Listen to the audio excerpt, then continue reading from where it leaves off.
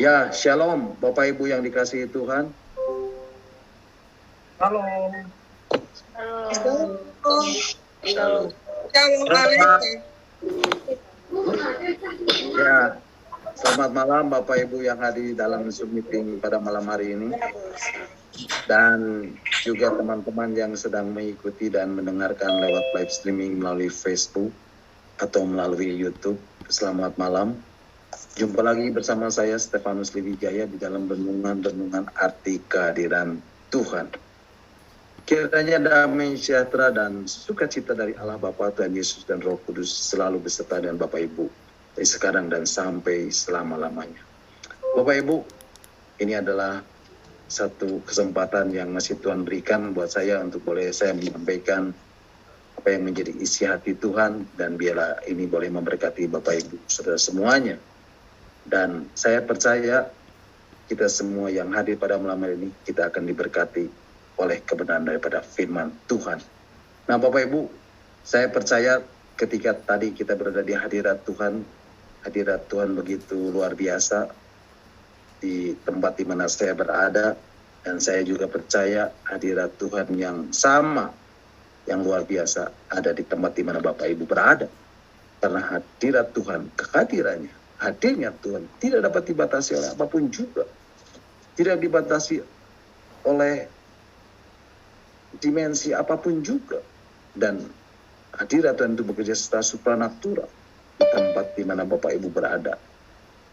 Terlebih lagi ketika kita tidak tadi menaikkan puji-pujian bagi Tuhan, meninggikan namanya, mengagungkan Tuhan. Dan saya percaya Tuhan bertata di atas segala pujian umatnya. Nah Bapak Ibu, saya juga percaya kita semua siap untuk diberkati dan rindu untuk mendengarkan bagian-bagian dari firman Tuhan pada malam hari ini. Nah, malam hari ini kita akan kembali melanjutkan dan merenungkan tentang arti kehadiran Tuhan, bagian yang ke-49. Dan Bapak Ibu bisa mendengarkan renungan arti kehadiran yang sudah saya sampaikan melalui link Facebook atau link YouTube yang sudah Pak Hen share lewat WhatsApp Discipleship at Zoom. Nah Bapak Ibu, malam hari ini kita akan melanjutkan dan merenungkan kembali bagian-bagian firman Tuhan tentang arti kehadiran Tuhan bagian ke-49. Dan malam hari ini saya masih beri tema pemuliaan. Yang ini adalah bagian yang ketiga. Nah Bapak Ibu siap diberkati malam hari ini? Berapa banyak yang siap diberkati? Boleh lambaikan tangan. Haleluya. Nah Bapak Ibu, sebelum kita melanjutkan dan merenungkan firman Tuhan ini, saya mau mereview dan mengulang bagian-bagian firman Tuhan yang sudah saya sampaikan 2 minggu yang lalu dan minggu yang lalu, supaya kita dapat mengingat kembali, karena ini sangat penting Bapak Ibu. Kita dapat melihat satu anugerah Tuhan yang sempurna dari sejak pertama kita diciptakan sampai kepada kita berada dalam satu dimensi di mana Tuhan datang yang kedua kali. Nah Bapak Ibu, pernahkah kita merenungkan dan bertanya, kenapa sih Tuhan menciptakan manusia? Dan apa tujuan menciptakan manusia? Bapak Ibu, tahukah Bapak Ibu bahwa penyembahan itu dimulai dari sorga? Bapak Ibu, sebetulnya sebelum Tuhan menciptakan manusia, Tuhan telah menciptakan malaikat terlebih dahulu. Dan salah satunya adalah yang bernama Lucifer. Dan Lucifer ini adalah seorang pemimpin paduan suara surga. Lucifer adalah pemimpin penyembahan surgawi.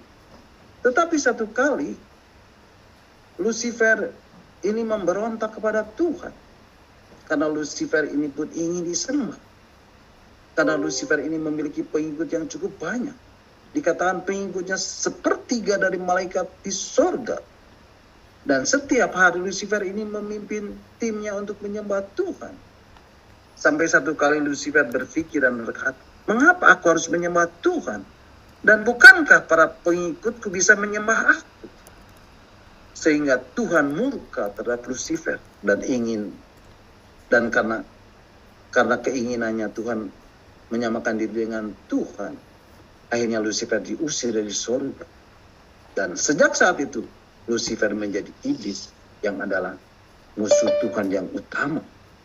Dan pengikutnya disebut setan. Bapak Ibu, pada waktu Lucifer gagal untuk menjadi penyembah, ia diusir dari surga. Dan mungkin ia berkata, Tuhan, surga akan sepi tanpa saya. Dan tidak ada lagi yang akan menyembahmu, Tuhan. Tetapi apa yang menjadi rencana Tuhan, Bapak Ibu? Rencana Tuhan itu melebihi apapun yang dipikirkan oleh si iblis. Dan Tuhan menciptakan manusia. Jadi mengapa kita, Bapak Ibu Saudara saya, diciptakan itu untuk menyembah Tuhan, di mana tugas ini telah gagal dilakukan oleh Lucifer. Bapak Ibu, betapa luar biasanya kemurahan Tuhan, sehingga kita diciptakan untuk menjadi penyembah-penyembah Tuhan. Bapak Ibu, malaikat diciptakan sebagai makhluk roh, tetapi manusia, Bapak Ibu Saudara saya, diciptakan serupa dan segambar dengan Allah. Jadi Bapak Ibu, kenapa Tuhan menciptakan manusia? Karena Lucifer yang ditugaskan untuk penyembahan kepada Tuhan telah gagal. Nah selanjutnya, Bapak Ibu, kenapa manusia berharga di mata Tuhan? Karena sesuatu yang paling berharga dari Tuhan, dia taruh di hidup kita. Apa yang paling berharga itu, Bapak Ibu? Kemuliaannya. Ya, kemuliaannya. Itulah yang paling berharga dari Tuhan. Ketika Tuhan menciptakan manusia, maka manusia itu diciptakan serupa dan segambar dengan Allah. Jadi Bapak Ibu, kita akan melihatnya di dalam kitab Kejadian pasal yang pertama ayat 26 dan 27. Kitab Kejadian pasal yang pertama ayat 26 dan 27 mengatakan, berfirmanlah Allah, baiklah kita menjadikan manusia menurut gambar dan rupa kita, supaya mereka berkuasa atas ikan-ikan di laut, dan burung-burung di udara, dan atas ternak, dan atas seluruh bumi, dan atas segala binatang melata yang merayap di bumi. Maka Allah menciptakan manusia itu menurut gambarnya. Menurut gambar Allah diciptakannya dia, laki-laki dan perempuan. Diciptakannya mereka. Kemudian di dalam kitab Kejadian pasal 2 ayat 25 dikatakan, mereka keduanya telanjang, manusia dan istrinya itu. Tetapi mereka tidak merasa malu. Nah Bapak Ibu, kenapa mereka tidak merasa malu? Karena ada kemuliaan Allah yang menutupi mereka. Bapak Ibu, ketika Tuhan menciptakan manusia, dan sebelum manusia jatuh ke dalam dosa, maka manusia adalah satu-satunya makhluk yang memiliki gambar dan rupa Allah. Inilah yang membuat manusia berbeda dengan ciptaan yang lain. Berbeda dengan makhluk yang lain. Berbeda dengan tumbuh-tumbuhan. Berbeda dengan binatang. Dan manusia menjadi begitu mulia. Karena apa Bapak Ibu? Karena gambar dan rupa Allah ada pada manusia. Amin. Karena Allah itu mulia. Dan manusia menjadi makhluk yang memiliki kemuliaan Allah. Tetapi Bapak Ibu, dengan berjalannya waktu dan manusia jatuh ke dalam dosa, dikatakan ketika manusia jatuh ke dalam dosa, maka dikatakan kemuliaan Allah itu telah hilang. Surat Roma 3, pasal 3, 23 mengatakan, Roma pasal 3, 23 mengatakan, karena semua orang telah berbuat dosa dan telah kehilangan kemuliaan Allah. Jadi Bapak Ibu, kemuliaan itu telah hilang dari manusia. Tetapi syukur kepada Tuhan. Karena kasih Tuhan yang begitu besar, akhirnya Tuhan membuat satu perjanjian yang baru. A new covenant. Satu covenant yang baru. Satu pilihan yang agung. Satu pilihan yang luhur. Satu pilihan yang mulia. Tuhan mau menjadi manusia. Allah menjelma menjadi manusia. Tuhan turun dari surga menjadi manusia. Karena Tuhan mengasihi manusia. Mengasihi kita. Mengasihi Bapak Ibu Saudara dan saya. Dan supaya kita kembali dan sampai kepada kemuliaannya yang semakin besar. Supaya kita kembali memiliki hubungan dengan Tuhan. Dan supaya kita pun dapat kembali menikmati kehadirannya. Menikmati hadirat Tuhan. Menikmati hadirnya Tuhan di dalam hidup ini. Dan inilah yang Tuhan kehendaki di dalam hidup kita.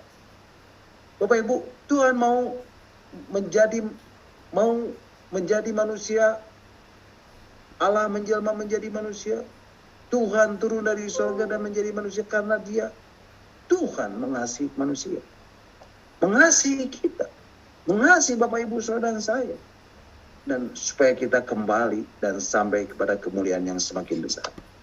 Nah Bapak Ibu, malam hari ini kita akan merenungkan dan membahas yang disebut sebagai glorification, atau saya Indonesian menjadi glorifikasi, atau dengan bahasa Indonesianya supaya lebih dimengerti adalah pemuliaan. Nah, pemuliaan adalah satu pengharapan yang paling indah, dan ini adalah pengharapan terakhir dan pengharapan yang paling utama bagi orang-orang percaya, bagi orang-orang Kristen, bagi anak-anak Tuhan, bagi murid-murid Yesus. Bapak Ibu, mari kita akan membacanya di dalam surat Roma pasal 8, dan kita akan membacanya dari ayat yang ke-28 sampai ke-30. Surat Roma pasal 8 ayat 28 sampai 30 mengatakan, kita tahu sekarang bahwa Allah turut bekerja dalam segala sesuatu untuk mendatangkan kebaikan bagi mereka yang mengasihi Dia, yaitu mereka yang terpanggil sesuai dengan rencana Allah.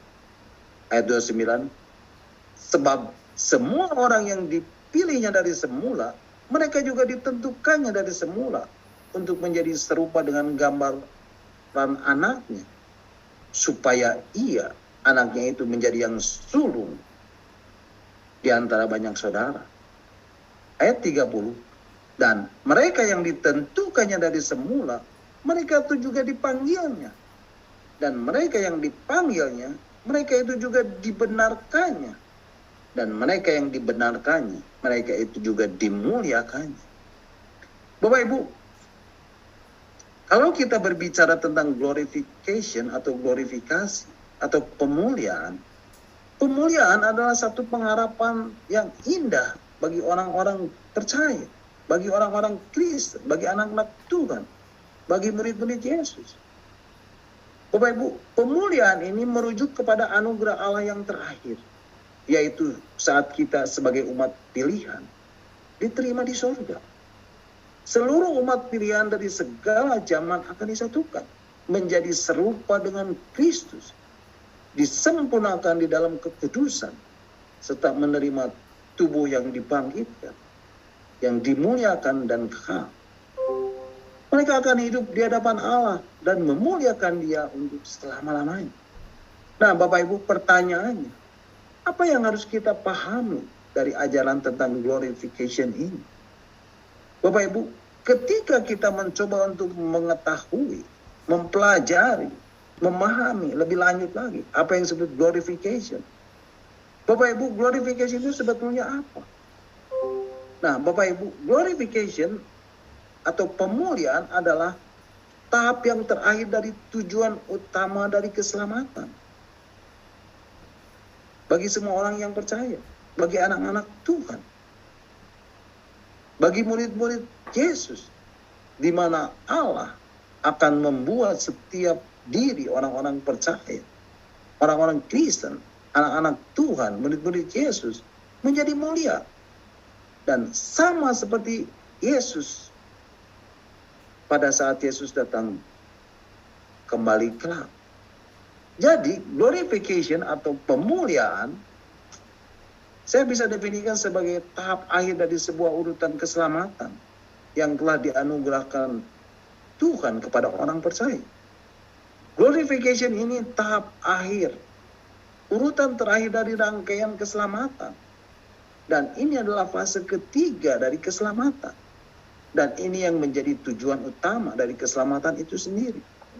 Nah, Bapak Ibu, kalau kita berbicara tentang keselamatan, yang menjadi tujuan utamanya apa, Bapak Ibu?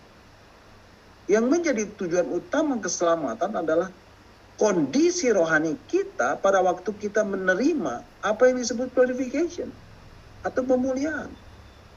Bapak Ibu, ketika glorification ini terjadi, maka Bapak Ibu menjadi mulia, dimuliakan, dibuat jadi mulia, dipermuliakan dan menjadi serupa seperti Yesus. Kenapa mulia Bapak Ibu? Kenapa kita dimuliakan Bapak Ibu? Karena kita akan menjadi serupa seperti Yesus. Menjadi serupa seperti Yesus, itulah yang disebut dimuliakan. Dan kapan itu terjadinya Bapak Ibu? Hanya pada waktu Tuhan Yesus datang kembali. Nah Bapak Ibu, apa tujuan Allah memilih kita? Di dalam Roma pasal 8 ayat 29 dikatakan bahwa semua orang yang dipilihnya dari semula, mereka juga ditentukannya dari semula. Mereka yang ditentukannya dari semula untuk menjadi serupa dengan gambaran anaknya. Supaya ia, anaknya itu menjadi yang sulung di antara banyak saudara. Jadi Bapak Ibu, tujuan Allah memilih kita untuk menjadi anak-anaknya sebelum dunia dijadikan adalah supaya pada akhirnya kita menjadi mulia. Dimuliakan dan menjadi serupa dengan Yesus yang sulung di antara banyak saudara. Kemudian di dalam surat 1 Yohanes pasal yang ketiga ayat yang kedua dikatakan, mari Bapak Ibu kita akan membacanya di dalam surat 1 Yohanes pasal 3 ayat yang kedua. Saudara-saudaraku yang kekasih, sekarang kita adalah anak-anak Allah. Tetapi belum nyata apa keadaan kita kelak. Akan tetapi kita tahu bahwa apabila Kristus menyatakan dirinya, kita akan menjadi sama seperti dia. Sebab kita akan melihat dia di dalam keadaannya yang sebenarnya. Jadi Bapak Ibu, firman Tuhan mengatakan kita itu anak-anak Allah. Yaitu ketika kita percaya kepada Yesus. Status kita dari orang berdosa berubah menjadi anak-anak Allah. Tetapi belum nyata apa keadaan kita. Baru nanti ketika Yesus datang kedua kali, nyata keadaan kita. Dari mana kita tahu sekarang kita adalah anak-anak Allah? Dari firman Tuhan. Diberitahu oleh firman Tuhan dan oleh Roh Kudus. Yang meyakinkan diri Bapak Ibu Saudara dan saya. Tetapi nanti ketika kita menjadi serupa dengan Yesus dan kita melihat Yesus seperti apa adanya, kita baru tahu keserupaan kita dengan Yesus. Itu yang akan mengkonfirmasi, yang meneguhkan bahwa betul-betul Bapak Ibu Saudara saya adalah anak-anak Allah. Bapak Ibu, di ayat yang kedua B dikatakan, surat 1 Yohanes pasal 3:2b mengatakan bahwa apabila Kristus menyatakan dirinya, kita akan menjadi sama seperti dia. Sebab kita akan melihat dia di dalam keadaan yang sebenarnya.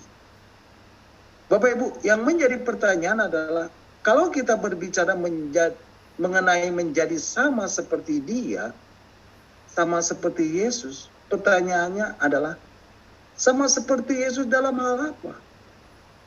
Serupa seperti Yesus seperti apa? Serupa seperti Yesus dalam hal apa? Menjadi sama seperti Yesus itu maksudnya apa? Serupa dalam hal apa? Nah Bapak Ibu, untuk mengetahui hal ini, kita bukan saja mengerti tentang definisi pemuliaan atau glorification. Tetapi kita juga harus mengerti apa yang disebut natur atau sifat dasar. Sifat yang melekat pada glorification itu. Yaitu monergistik dan restoratif. Monergistik itu artinya apa Bapak Ibu? Monergistik artinya adalah karya Allah saja. Hanya dikerjakan oleh Allah. Dan anugerah Allah. Sifatnya apa Bapak Ibu? Sifatnya adalah restoratif. Artinya memulihkan. Yang kelak akan memulihkan gambar dan rupa pada diri semua orang Kristen, semua orang percaya, semua anak-anak Tuhan, semua murid-murid Yesus secara menyeluruh dan sempurna, sehingga menjadi sama seperti gambaran dan rupa Allah pada diri Yesus, yakni kemanusiaan yang sempurna dan mulia, yang tanpa dosa, tanpa kelemahan dan tidak akan mati. Nah, Bapak Ibu, dalam Kolose pasal 3 ayat yang keempat dikatakan, Kolose pasal 3 ayat 4 mengatakan, apabila Kristus yang adalah hidup kita menyatakan diri kelak, kamu pun akan menyatakan diri bersama-sama dengan Dia dalam kemuliaan. Jadi Bapak Ibu, glorification adalah karya Allah pada waktu kedatangan Yesus yang kedua kali, yang akan diterima, dialami oleh orang-orang percaya, oleh orang Kristen, anak-anak Tuhan, oleh murid-murid Yesus. Di mana kemudian pada waktu itu Allah akan memulihkan, memperbaharui, memulihkan gambar dan rupa Allah pada diri kita masing-masing. Gambar dan rupa Allah pada diri kita semuanya dipulihkan menjadi sempurna. Dan pada waktu gambar dan rupa Allah pada diri kita sempurna, itulah yang dikatakan mulia. Menjadi mulia dan dimuliakan. Kenapa dikatakan mulia? Menjadi mulia dan dimuliakan. Karena gambar dan rupa Allah ini dipulihkan dan menjadi sempurna. Dan pada waktu menjadi sempurna, maka kemudian barulah dikatakan gambar dan rupa Allah pada diri kita menjadi sama seperti Yesus. Nah Bapak Ibu, pertanyaannya, apa yang disebut gambar dan rupa itu? Gambar dan rupa pada diri kita. Gambar dan rupa Allah itu. Bapak Ibu, seperti yang sudah saya sampaikan di awal, ketika Allah menciptakan manusia, sebelum manusia jatuh ke dalam dosa, maka manusia adalah makhluk satu-satunya yang melekat pada dirinya gambar dan rupa Allah. Itu yang membuat manusia berbeda dengan makhluk ciptaan yang lain. Berbeda dengan tumbuh-tumbuhan. Berbeda dengan binatang. Dan menjadi begitu mulia. Karena apa? Karena gambar dan rupa Allah itu adalah memang di dalam batasan-batasan tertentu membuat manusia itu mirip seperti Allah. Dan mewakili Allah. Bapak Ibu, seorang teolog mengatakan apa pada waktu berbicara mengenai gambar dan rupa Allah di dalam diri manusia? Dikatakan bahwa gambar Allah yang ada di dalam diri manusia itu adalah man like God and represent God. Manusia itu diciptakan menurut gambar Allah, menurut rupa Allah. Maka manusia dalam batasan tertentu sebagai ciptaan, di dalam hal tertentu, memang mirip Allah dan mempunyai kesamaan. Dalam hal apa? Ada kemampuan relasional, ada kemampuan spiritual, ada kemampuan rohani, ada kemampuan moral, dan seterusnya, dan seterusnya, dan seterusnya. Itu yang membuat manusia diciptakan menurut gambar Allah. Tetapi pada waktu manusia jatuh ke dalam dosa, gambar dan rupa Allah itu hilang tidak? Tidak. Tidak Bapak Ibu. Kalau gambar dan rupa Allah pada saat jatuh ke dalam dosa hilang, maka manusia bukan manusia lagi. Tetapi gambar dan rupa Allah pada manusia itu menjadi rusak. Dosa begitu merusak. Begitu hebatnya merusak. Mencemari. Merusak sedemikian hebat.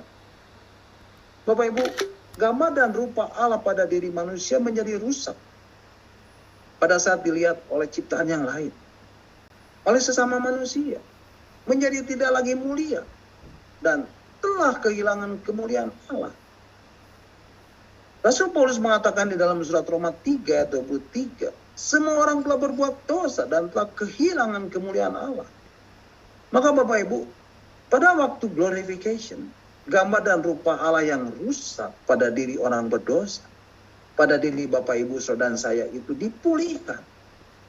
Dipulihkan dan menjadi sempurna. Yang menjadi contohnya siapa? Patternnya siapa? Polanya siapa? Nah, polanya adalah gambar dan rupa daripada Yesus. Bapak Ibu, berbicara tentang gambar dan rupa, itulah yang disebut sebagai kemanusiaan. Yang membedakan manusia dengan makhluk lain. Kemanusiaan yang sempurna. kemanusiaan yang mulia, kemanusiaan yang tidak punya kelemahan, kemanusiaan yang tidak bisa mati. Kenapa Bapak Ibu? Karena kemanusiaan ini tanpa dosa sama sekali, sinless, sama seperti Yesus.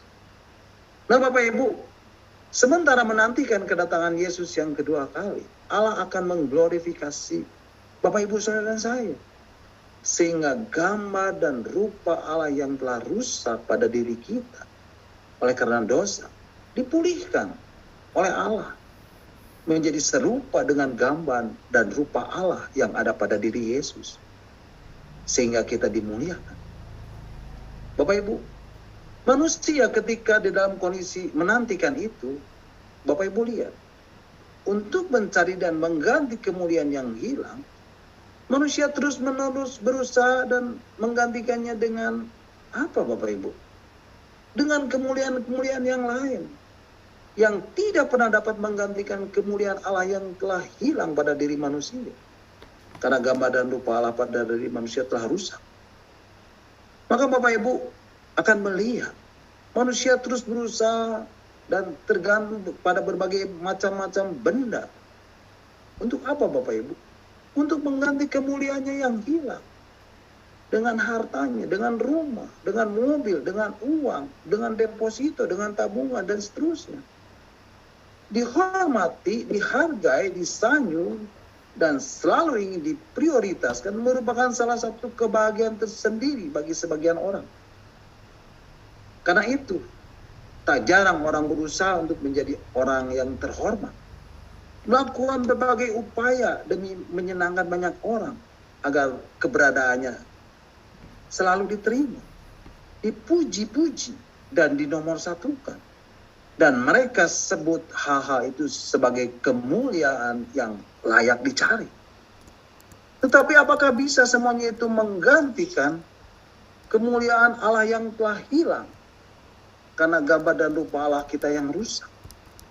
Tidak bisa. Maka dari itu manusia terus-menerus mencari dan mencari. Bapak Ibu, sejak dari kecil kita lihat Bapak Ibu, kita sering disodorkan dengan satu pertanyaan. Kenapa engkau bersekolah bukan? Nah jawabannya supaya nanti setelah besar jadi orang pandai. Jadi orang pintar. Kenapa jadi orang pintar? Kenapa jadi orang pandai? Supaya nanti kita bisa bekerja, bisa berusaha. Kenapa bekerja? Kenapa berusaha? Supaya dapat jadi kaya. Supaya banyak orang. Kenapa harus kaya dan memiliki banyak uang? Supaya jadi orang. Jadi Bapak Ibu, sebelum memiliki semuanya itu, maka manusia merasa dirinya bukan orang. Merasa dirinya bukan manusia. Itulah gambaran kehidupan manusia yang selalu mencari kemuliaan Allah yang dengan usahanya sendiri. Maka tidak heran ketika manusia bergantung dan mempercayai segala sesuatu yang di luar dirinya itu, yang bisa membuatnya mulia. Itu adalah kemuliaan yang menjunjung tinggi kenikmatan dunia dan hanya berguna bagi kepuasan diri sendiri. Dan ketika manusia setelah berusaha untuk mendapatkan semuanya itu gagal, maka manusia hilang harapan dan menjadi putus asa. Bapak Ibu, inilah yang harus kita lihat, kita mengerti, kita pahami. Memahami glorification haruslah memahami bahwa hanya Allah yang bisa memulihkan gambar dan rupa Allah yang telah rusak yang ada pada diri kita, yaitu ketika kita menjadi segambar dan serupa dengan Yesus. Jadi mencari kemuliaan menjadi salah satu poin yang dapat menjadikan seorang beroleh hidup kekal. Kemuliaan yang dimaksud tentu adalah kemuliaan dan kehormatan yang mengubahkan hidup kami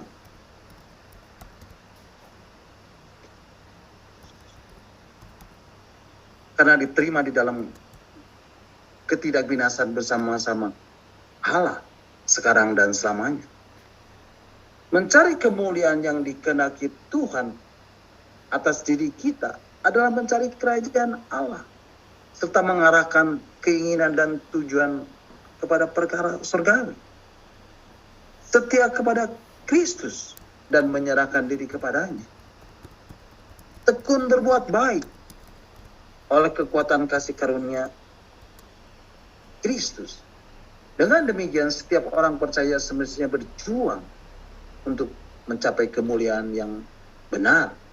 Bukan kemuliaan yang menjunjung tinggi kenikmatan duniawi dan hanya berguna bagi kepuasan diri sendiri, melainkan kemuliaan yang berpusat kepada Allah, yaitu kemuliaan bagi Allah.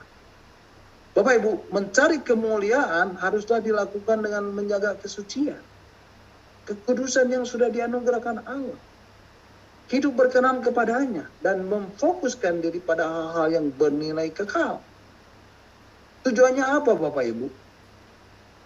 Tentu saja bukan saja untuk mencari keselamatan, apalagi sekedar mengharap pujian, melainkan sebagai tanda bahwa kita sudah berada dalam kebenaran dan telah dimerdekakan di dalam dosa. Nah, Bapak Ibu, sementara kita, Bapak Ibu, Saudara dan saya menantikan kedatangan Tuhan Yesus yang kedua kali, maka ada dua hal yang harus kita perhatikan dan pahami di dalam hal ini. Yang pertama, sekalipun glorifikasi itu bersifat monergistik, yang artinya hanya dikerjakan oleh Allah saja, tetapi semua orang Kristen, orang-orang percaya, anak-anak Tuhan, murid-murid Yesus, yang menantikan pengharapan itu, dituntut untuk terus-menerus menyucikan dirinya dari segala dosa. Nah Bapak Ibu, mari kita akan membacanya di dalam 1 Yohanes, surat 1 Yohanes pasal 3 ayat yang kedua dan ketiga. Surat 1 Yohanes pasal yang ketiga, ayat yang kedua dan ketiga mengatakan, saudara-saudaraku yang kekasih, sekarang kita adalah anak-anak Allah, tetapi belum nyata apa keadaan kita kelak. Akan tetapi kita tahu bahwa apabila Kristus menyatakan dirinya, kita akan menjadi sama seperti Dia.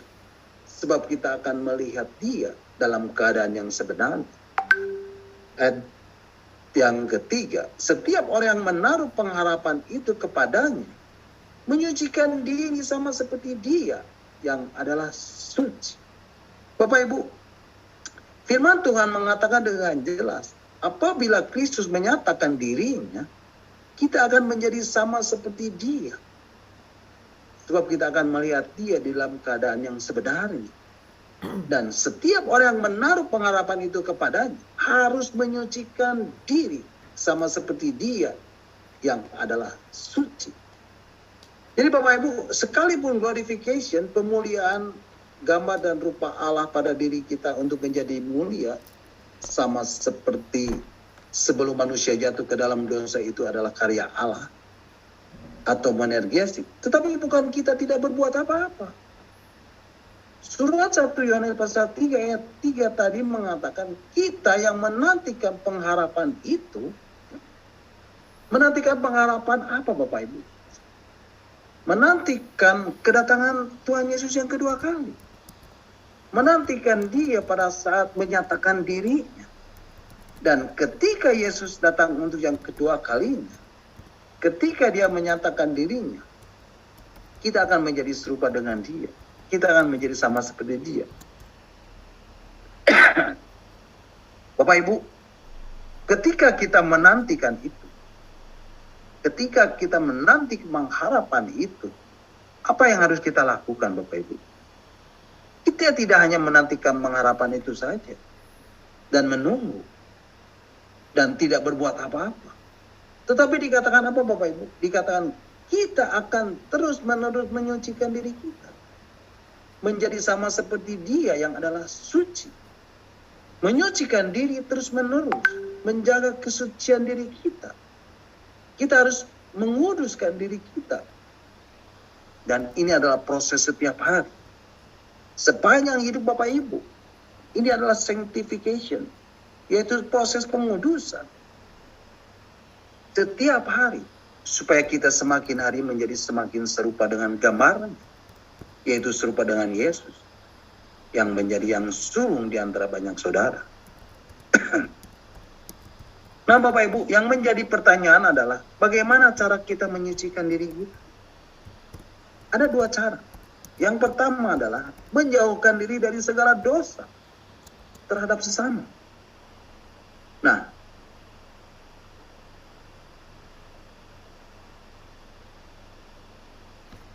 menjauhkan diri dari segala dosa terhadap sesama.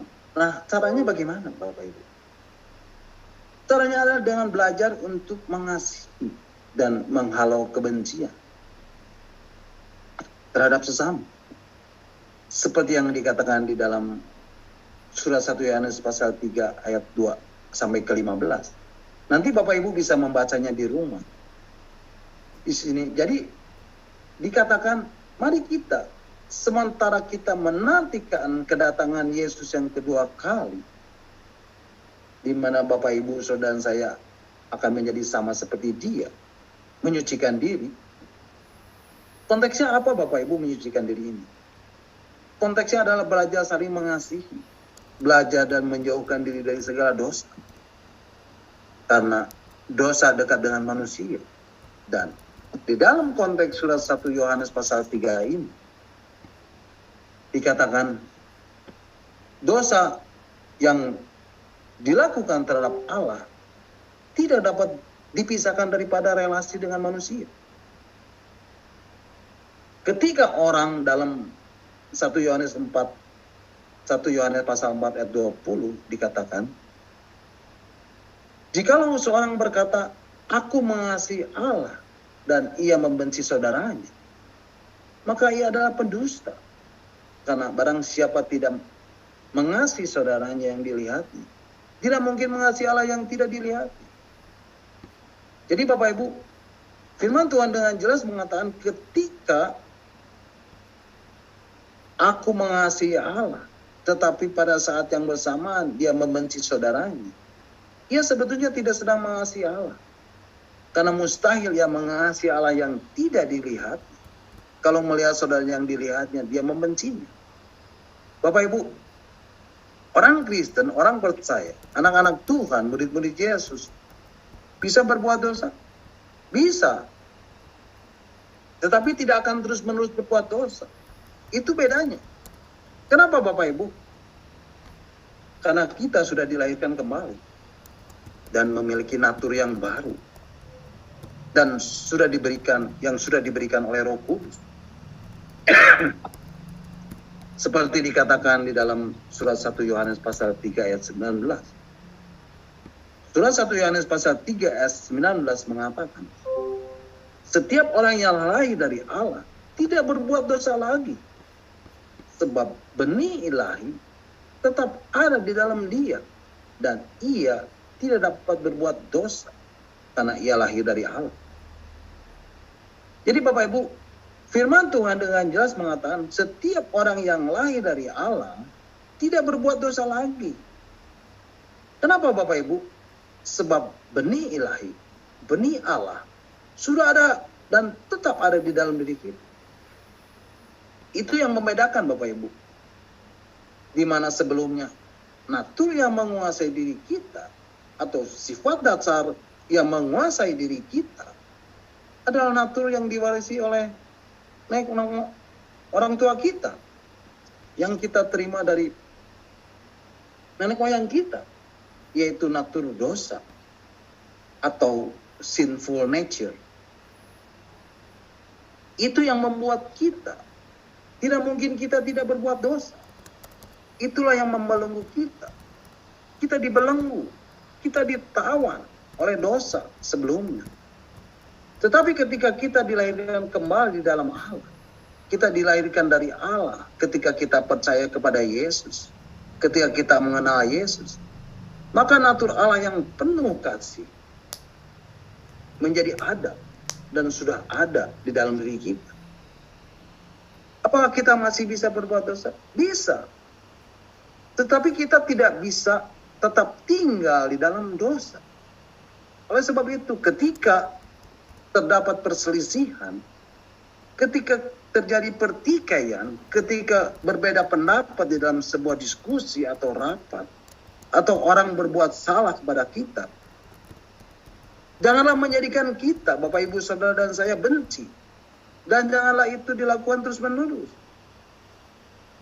Alkitab mengatakan firman Tuhan memberitahukan kepada kita, janganlah kita menipu diri kita sendiri. Kalau setiap hari kita benci, semuanya dibenci, maka sebetulnya kita belum dilahirkan kembali. Dan kita berasal dari iblis. Kenapa Bapak Ibu? Karena iblis dari semula membenci manusia dan menjadi pembunuh manusia. Ketika Bapak Ibu benci, kita membenci, maka dikatakan apa Bapak Ibu? Kebencian Tuhan membuat kita jatuh dan menjadi pembunuh di dalam hati. Dan seorang pembunuh belum memiliki hidup yang kekal. Itu jelas. Kenapa belum memiliki hidup yang kekal Bapak Ibu? Karena belum dilahirkan baru. Oleh sebab itu Bapak Ibu yang dikasihi Tuhan, malam hari ini, marilah kita mengoreksi diri kita, mengevaluasi diri kita. Biarlah ini menjadi bahan evaluasi pada diri kita, menjadi spiritual check up bagi diri kita. Di dalam surat 1 Yohanes pasal 3, tadi Rasul Yohanes mengatakan, mari kita yang akan dimuliakan kelak, orang-orang Kristen, orang-orang percaya, anak-anak Tuhan, murid-murid Yesus, yang akan menjadi serupa dengan Yesus, menyucikan diri setiap hari dari segala dosa. Artinya apa Bapak Ibu? Artinya kita harus belajar mengasihi dan mengganti kebencian dengan kasih kepada saudara seiman. Ini yang pertama Bapak Ibu. Kemudian yang kedua, perlu penolong. Kita perlu pertolongan. Mungkin Bapak Ibu berkata, saya tidak mampu melakukannya. Mungkin Bapak Ibu berkata, nggak mampu. Ya, oleh sebab itu kita perlu penolong. Kita perlu pertolongan dari Roh Kudus. Dan Roh Kuduslah yang akan membantu kita untuk memulihkan hati kita dari segala kebencian. Jadi, kita pertama-tama apa Bapak Ibu? Menjauhkan diri dari segala dosa. Tetapi pada saat yang sama, kita mendekatkan diri kepada ajaran firman Tuhan. Mendekatkan diri kepada firman Tuhan, Bapak Ibu. Jangan sebaliknya. Bapak Ibu ingin menyucikan diri, Bapak Ibu, supaya kita menjadi serupa dengan Yesus. Tetapi Bapak Ibu mendekatkan diri dan melekatkan diri pada dosa. Dan sementara kita menjauhkan diri dari firman Tuhan. Jangan begitu Bapak Ibu. Kita harus menjauhkan diri kita. Kita harus menghalau kebencian dalam hati kita pada orang lain. Tetapi pada saat yang sama, Bapak Ibu mendekatkan diri kepada firman Tuhan. Bapak Ibu, mari kita akan melihatnya di dalam Injil Yohanes. Dan ini adalah doa dari Tuhan Yesus kepada Bapa di sorga. Ini adalah doa Tuhan Yesus kepada Bapa di sorga untuk murid-muridnya.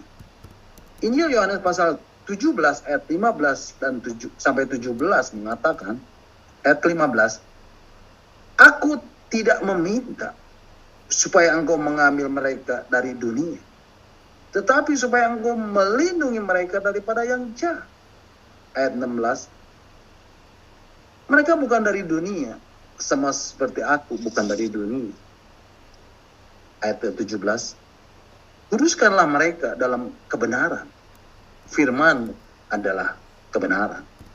Bapak Ibu, Tuhan Yesus berkata, mereka bukan dari dunia, sama seperti aku bukan dari dunia. Bapak Ibu, orang-orang Kristen, anak-anak Tuhan, orang-orang percaya, murid-murid Yesus, tidak boleh serupa dengan dunia. Harus berbeda dengan dunia. Karena Yesus sudah menebus kita dari dunia. Lalu dikatakan apa Bapak Ibu? Bagaimana caranya kita menyucikan diri kita? Menguduskan, memisahkan diri dari diri kita untuk Allah. Yohanes 17 ayat 7. Yohanes 17 ayat 17 mengatakan, kuduskanlah mereka dalam kebenaran. Jadi hanya kebenaran Allah sajalah yang bisa membuat Bapak Ibu kudus. Yang bisa membuat Bapak Ibu suci. Yang menguduskan Bapak Ibu. yang menyucikan Bapak Ibu. Pertanyaannya, kebenaran Allah itu apa Bapak Ibu?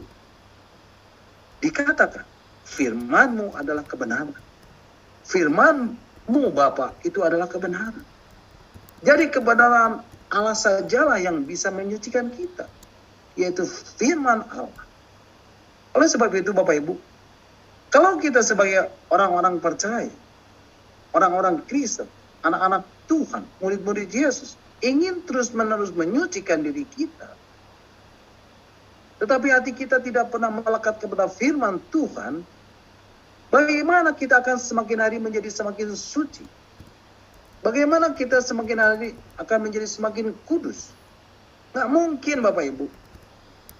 Di dalam surat Paulus kepada Timotius, dalam 2 Timotius pasal 3 ayat 16 sampai 17 dikatakan, ayat 16, segala tulisan yang diilhamkan Allah memang bermanfaat untuk mengajar, untuk menyatakan kesalahan, untuk memperbaiki kelakuan, dan untuk mendidik orang dalam kebenaran. Ayat 17, dengan demikian, tiap-tiap manusia kepunyaan Allah diperlengkapi untuk setiap perbuatan baik. Jadi Bapak Ibu,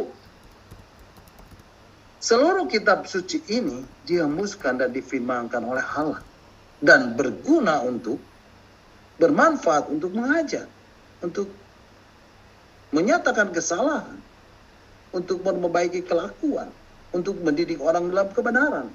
Sehingga dikatakan melalui seluruh firman Allah yang ditulis di dalam kitab suci, Allah memperlengkapi kita menjadi orang yang selalu menghasilkan perbuatan-perbuatan baik. Perbuatan-perbuatan yang mulia. Jadi Bapak Ibu, yang menguduskan dan menyucikan kita, yang membuat kita semakin hari menjadi semakin kudus, yang membuat kita semakin hari menjadi semakin suci, adalah Roh Kudus. Maka dia disebut Roh Kudus. Roh yang menguduskan. Nah Bapak Ibu, peran kita apa Bapak Ibu? Peran kita hanya taat. Memberikan diri untuk dikuduskan. Apakah itu cukup? Tidak cukup sampai di situ. Tetapi kita butuh firman Tuhan untuk menyucikan dan menguduskan kita. Amin. Bapak Ibu, sering kali kita meminta kepada Roh Kudus untuk membersihkan diri kita. Membersihkan hati kita. Menyucikan hati kita. Dan menguduskan kita dari segala kenajisan.